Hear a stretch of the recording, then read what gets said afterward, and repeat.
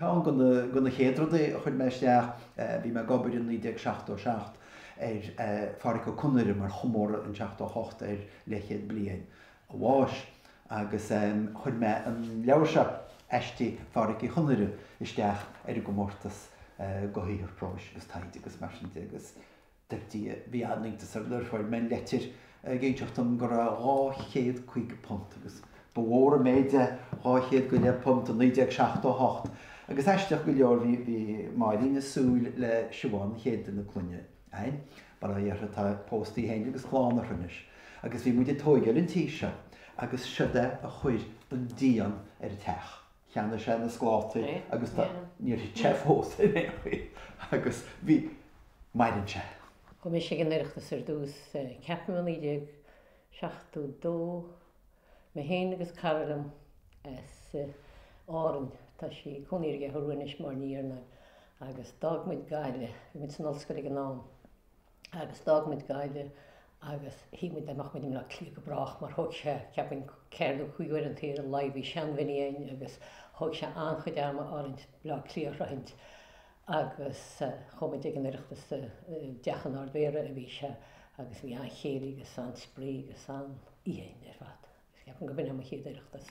Tá muid tíal ar roiin cheapin. Nuair a chuim sé an Oireachtas a dasach buad muintir na Gaeltacht do bháin a bhí a státe go na hóráin ar seanó sa récha agus tá sé sin áirí agus tá carnéir iad bailí go blachlí a coppla a bhéh donna chu dobal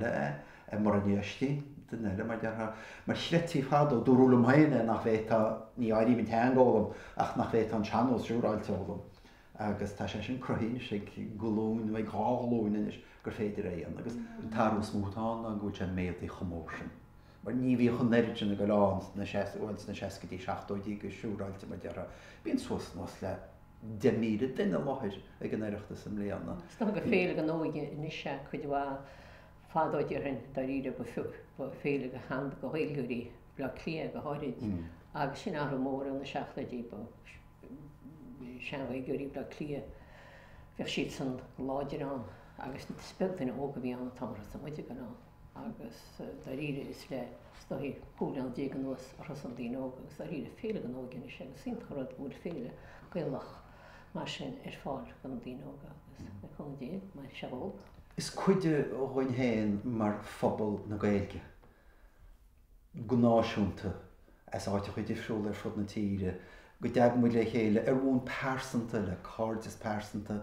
ach le ceúra íana ar an héin mar roiine agus ar a bobbal ar cuide gon phobal sin muid agus ar na rudaí chreidins muid mar éireanna agus go deimhin mar Gael.